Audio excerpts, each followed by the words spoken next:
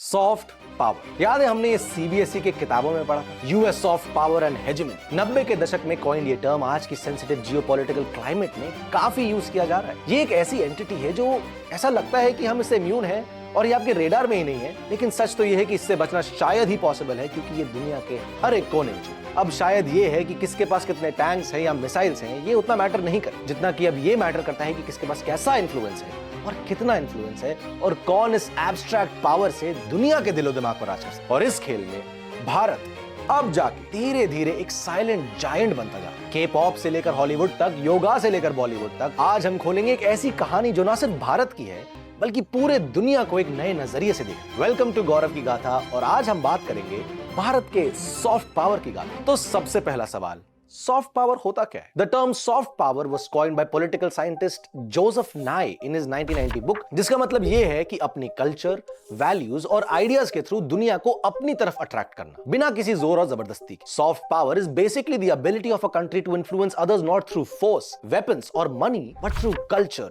values and ideas and way of life. It's about attracting and persuading people globally to see things your way, कि हमारे नजरिए से देखो अब आप चीजों। It's a way to persuade people to undergo chemical changes in your mind so that you support their cause without having to drop a single bomb or twist any sort of arms. Okay, so think of it as winning hearts and minds by making your story so compelling that others want to buy into it voluntarily. But mind you, it's an extremely dangerous power to have over someone. उंगलियों पे नचा सकते हैं आप उन्हें, पर सच तो ये है कि आज के जमाने में ये सॉफ्ट पावर ही है जो नेशंस को ग्लोबल स्टेज पर राजा बनाती। For instance just see south Korea, के पॉप और हॉलीवुड ने दुनिया को हिला दिया है। बीटीएस और ब्लैकपिंक सिर्फ बैंड्स नहीं है, mind you, they are literally global phenomenons who dare I say control entire populations and communities. 2021 में साउथ कोरिया का कल्चरल एक्सपोर्ट $12.45 बिलियन था। के ड्रामास हो, कोरियन ब्यूटी ट्रेंड्स हो और लैंग्वेज क्लासेस लैटिन अमेरिका से South East Asia तक चल रही। ये है सॉफ्ट पावर का असली दम। और अमेरिका तो has ruled this entire soft power and hegemony space for the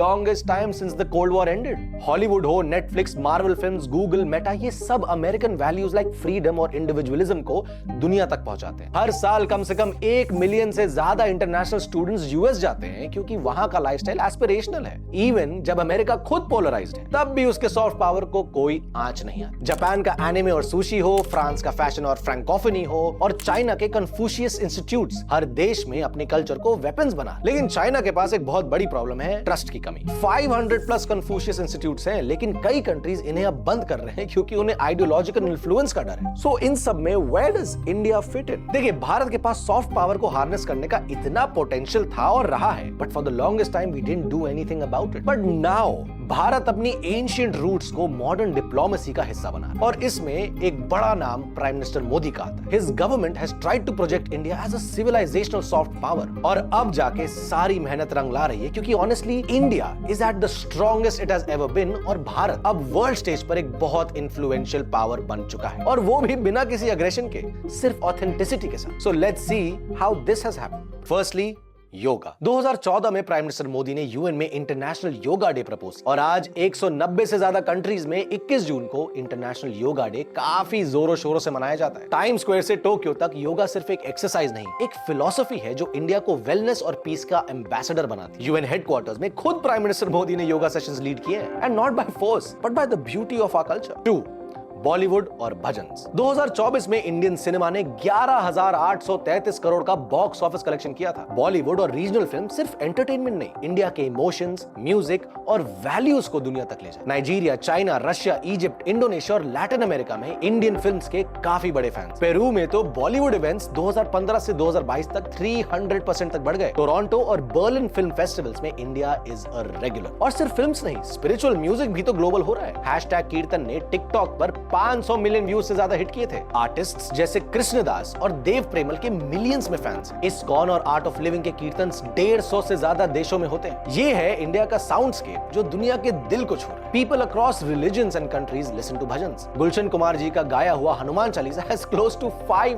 billion views on YouTube. अरे लोग सुनते हैं जी, अगर सुनाने वाले में दम। 3rd, cultural gifting. डिप्लोमेसी का नया अंदाज। प्राइम मिनिस्टर मोदी ने ऐसा लगता है डिप्लोमेसी को एक आर्ट ही बना दिया। G20 समिट 2023 में वर्ल्ड लीडर्स को वन डिस्ट्रिक्ट वन प्रोडक्ट के हैम्पर्स मिले। Araku coffee, pashmina shawls, Kashmiri saffron, Warli art, Banarasi stoles, हर आइटम इंडिया की डाइवर्सिटी और क्राफ्ट्समैनशिप को दिखा। राम दरबार आइडल्स हो, मधुबनी पेंटिंग्स हो, डोकरा ब्रासवेयर हो, ये गिफ्ट सिर्फ टोकन्स नहीं है, इंडिया की कहानी बताते हैं। फोर्थ, भारत का इंक्लूसिव नेचर। इंडिया का सॉफ्ट पावर सिर्फ एक्सपोर्ट नहीं, कोलैबोरेशन भी है। टैंजानियन क्रिएटर किली पॉल जो बॉलीवुड सॉन्ग्स पे लिप सिंक करता है, उसे इंडियन एम्बेसीज ने ऑनर किया और मन की बात में शाउट आउट भी मिला। केन्या, नाइजीरिया, साउथ अफ्रीका के क्रिएटर्स इंडियन फेस्टिवल्स में शामिल हो रहे हैं। इंडिया का $4 बिलियन का क्रिएटर इकोनॉमी 2023 तक क्वाड्रुपल होने वाला है और वेव समिट 2025 ने इंडिया को ग्लोबल क्रिएटिव हब बना दिया। वेव्स बाजार ने इंडियन टैलेंट को इंटरनेशनल इन्वेस्टर्स से कनेक्ट किया। And finally prime minister Modi और उनके खुद का ऑरा। देखिए, आप चाहे मोदी जी को सपोर्ट करें या ना करें, बट लेकिन सच तो ये है कि prime minister Modi is the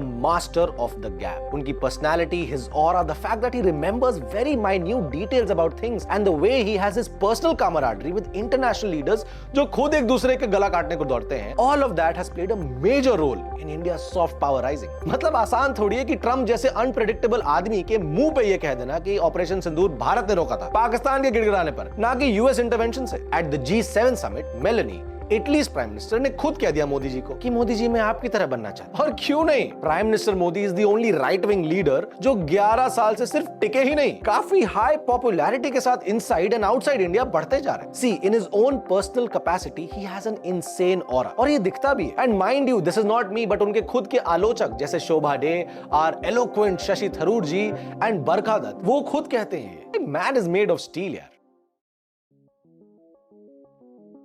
So now we come to the statistics of India's global standing. 2025 में इंडिया का सॉफ्ट पावर इंडेक्स रैंक 30 है, लेकिन फेमिलियरिटी में हम 13th हैं और इन्फ्लुएंस में हम 16th। फ्यूचर ग्रोथ पोटेंशियल में हम नंबर 3 पर हैं। इंडिया का 30 मिलियन से ज्यादा डायस्पोरा एक सॉफ्ट पावर मल्टीप्लायर है जो यूएस, यूके, यूएई, कनाडा में इंडिया के इंटरेस्ट को प्रमोट करता है। इंडिया अब दुनिया का 4th लार्जेस्ट इकोनॉमी है विद 4.2 ट्रिलियन जीडीपी के साथ। एक्सपोर्ट 76% बढ़ गए हैं और पीएलआई स्कीम्स और आत्मनिर्भर भारत ने इंडिया को ग्लोबल इमेज इंप्रूव किया। डिजिटल इंडिया भी एक गेम चेंजर है। UPI, direct benefit transfers, mobile banking, ये सब डेवलपिंग नेशंस के लिए मॉडल बन रहे हैं। इंडिया अब सिर्फ कल्चर नहीं, टेक्नोलॉजी और इनोवेशन का भी powerhouse. Now it's time for Gaurav to say. देखिए, एक बात हमें समझनी पड़ी, दुनिया एक मल्टीपोलर ऑर्डर की तरफ बढ़ रही है और इसमें सॉफ्ट पावर ही असली करेंसी है। लेकिन मेरा इस पे एक यूनिक टेक ये है कि इंडिया का सॉफ्ट पावर सिर्फ इन्फ्लुएंस नहीं, ये एक सिविलाइजेशनल रेनेसॉ है जो दुनिया को एक नई दिशा दे सकता है। जब दुनिया पोलराइजेशन, कॉन्फ्लिक्ट और मिसट्रस्ट से जूझ रही है, इंडिया का मॉडल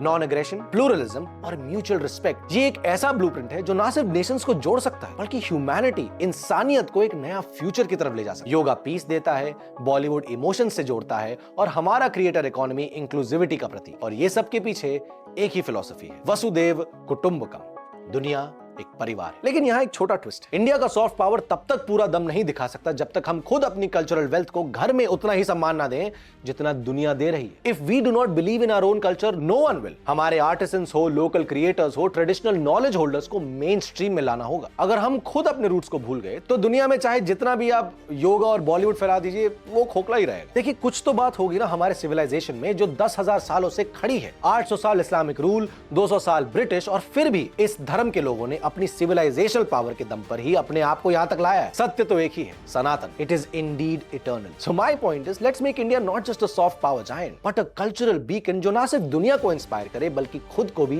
रीइन्वेंट। भारत का है ये मोमेंट, और ये एक ऐसा मोमेंट है जो ना सिर्फ इतिहास बनाएगा बल्कि फ्यूचर को शेप करे। तो सोचिए, क्या हम इसके लिए तैयार हैं? सो वेल या, दैट इज भारत के सॉफ्ट पावर की गाथा। आपको क्या लगता है, क्या इंडिया सच में दुनिया का कल्चरल लीडर बन सकता है? कमेंट बॉक्स में अपनी राय जरूर दें, और अगर आपको ये वीडियो पसंद आया तो लाइक, शेयर और सब्सक्राइब करें। बेल आइकन दबाएं, क्योंकि ऐसी ही हार्ड हिटिंग स्टोरीज और विचित्र ओपिनियंस के साथ मैं फिर वापस आऊंगा। मिलते हैं नेक्स्ट वीडियो में, तब तक जय हिंद, जय भारत।